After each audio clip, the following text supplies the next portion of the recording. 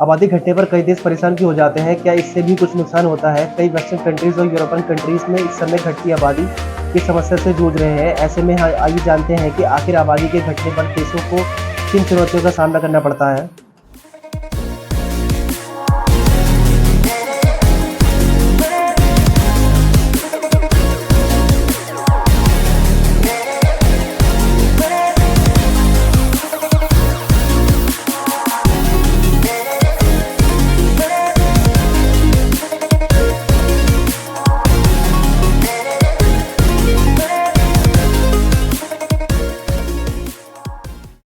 घटती जनसंख्या के नुकसान क्या होते हैं? इस समय भारत चीन को पछाड़ करके दुनिया का सबसे ज़्यादा आबादी वाला देश बन गया है। वहीं कुछ ऐसे देश भी हैं, खासतौर पर यूरोपियन कंट्री, जो कि आबादी घटने की समस्या से जूझ रहे हैं। यानी कि पॉपुलेशन के बढ़ने से पोषण, फूड, आवास, बेरोजगारी और मेडिकल संबंधित जो समस्या पैदा होती हैं, तो वहीं घटती आबादी भी काफ़ी चुनौतियाँ खड़ी कर देती है। तो आइए जानते हैं कि आखिर देशों पर घटती आबादी का क्या असर पड़ता है और इससे निपटने के लिए क्या कदम उठाए जा सकते हैं। आज के समय की बात करें तो आबादी घटने की एक वजह रूस यूक्रेन का वॉर भी हो रहा है। रूस के हमलों में यूक्रेन, पोलैंड, ग्रीस और रोमानिया जैसे की पॉपुलेशन काफ़ी तेज़ी से घटती जा रही है। यहाँ की बहुत आबादी ने एक्सोडस बड़ी संख्या में करना चालू कर दिया है। यानी कि एक प्लेस पर जहाँ पर बहुत सारे लोग रह रहे हैं, वो एक साथ ही वहाँ से पलायन करके किसी दूसरे स्थान पर चले जाएँ, उसे बोलते हैं एक्सोडस। तो काफ़ी सारे लोग वॉर में अपनी जान गँवा बैठे हैं।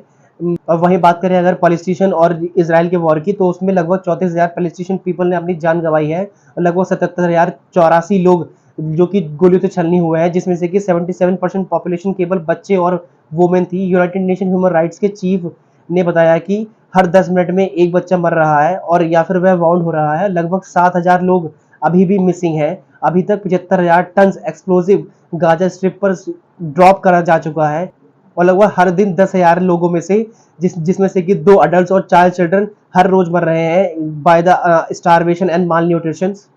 The decreasement of fertility rate, European countries में आबादी के घटने का एक बहुत बड़ा रीजन ये भी हो रहा है कि गिरती फर्टिलिटी रेट भी बताया जा रहा है कि साइंटिस्ट की माने कि किसी भी देश की आबादी को स्टेबल बनाए रखने के लिए फर्टिलिटी रेट 2 से अधिक होना चाहिए। वर्ल्ड बैंक की एक रिपोर्ट के अनुसार पता लगा है कि यूरोपियन कंट्रीज में फर्टिलिटी रेट आज वो पर वुमेन 1.2 से लेकर के 1.6 के बीच है। अगर रहन सहन और खान पान को फर्टिलिटी रेट के घटने का कारण बताया जा रहा है। घटती आबादी का असर यूरोपियन कंट्रीज पे पड़ेगा कि किसी देश की आबादी घटने का सीधा मतलब यह होता है कि वहाँ के बुजुर्गों की संख्या बढ़ती जा रही है, जिसका असर उस देश की सेना पर पड़ता है। अमूमन देश की आबादी ज़्यादा होने से सेना उतनी ही बड़ी और मजबूत होती है। उदाहरण के लिए अगर हम माने तो भारत और चीन की सेना दुनिया की सबसे पावरफुल आर्मीज के अंदर आती हैं। आबादी के बहुत ज़्यादा बढ़ने या फिर घटने की वजह से बेरोजगारी बढ़ने लगती है। घटती आबादी के कारण नई उम्र के जो लोग होते हैं उनकी संख्या कम होने लगती है। ऐसे में यूथ जो एम्प्लॉयमेंट्स हैं और यूथ जो पॉपुलेशन है वह घटने पर उनको एम्प्लॉयमेंट की अपॉर्चुनिटीज बहुत घट जाती है। ऐसे में लोग दूसरे देशों की ओर रुख करते हैं, वहाँ से इमिग्रेशन करना शुरू कर देते हैं। सरकारी खजाने पर भी बहुत बड़ा असर पड़ता है। घटती आबादी के कारण भी बढ़ती बुजुर्गों की संख्या के लिए सरकार को रिटायरमेंट फंड और कई दूसरी स्कीम चलानी पड़ती हैं, जिसके लिए अतिरिक्त फंड की जरूरत पड़ती है, जिसका सरकारी खजाने पर भी बहुत बुरा असर पड़ता है।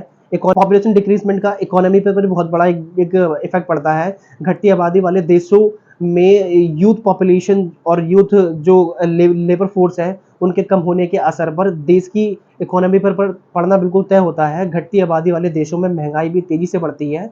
घटती आबादी वाले देश में सुविधाएं भी कम होने लगती हैं। तो ऐसा नहीं है कि अगर पॉपुलेशन किसी देश में बढ़ रही है तो ही प्रॉब्लम आती है। अगर किसी कंट्री में पॉपुलेशन घट भी रही है तो भी बहुत सारी पॉपुलेशन आती है जो हमने पीछे बात करी है। तो and please do share and like my videos. Thank you so much. Bye bye. मिलते हैं एक नई वीडियो में।